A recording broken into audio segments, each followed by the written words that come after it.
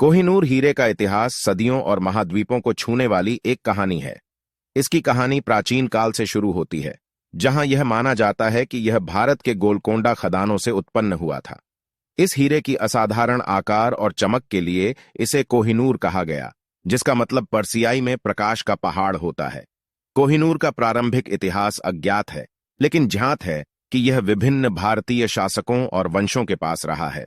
सबसे प्रसिद्ध किस्सों में से एक यह है कि यह मुगल सम्राट बाबर ने प्राप्त किया था, जिन्होंने इस हीरे की सुंदरता का वर्णन किया और इसे शक्ति की प्रतीक के रूप में माना था।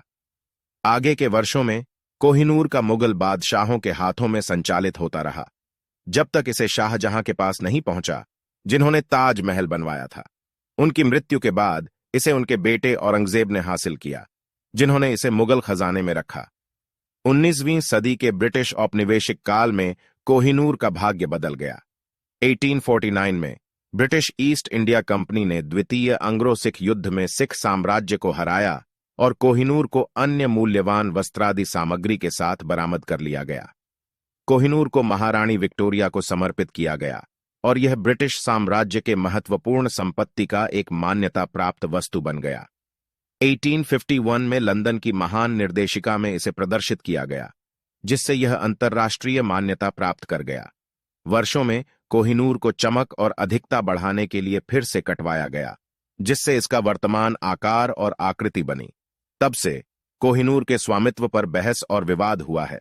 भारत, पाकिस्तान, ईरान और अफगानिस्तान ने सभी इस हीरे का दावा किया है, इसे अपनी सांस्कृतिक विरासत का हिस्सा मानते हुए। हालांकि ब्रिटिश सरकार ने इसके स्वामित्व को बनाए रखने का कहा और इसकी वापसी की मांगों का विरोध किया है। आज कोहिनूर एक इतिहास, सौंदर्य और विवाद का प्रतीक बना हुआ है। यह ब्रिटिश क्राउन ज्वेल्स के हिस्से के रूप में लंदन के टॉवर में प्रदर्शित किया जाता है, जिससे इसकी अतीत की कहानी और मोहक आकर्षण को देखने आने वाले लाखों दर्शकों को आकर्षित करता है।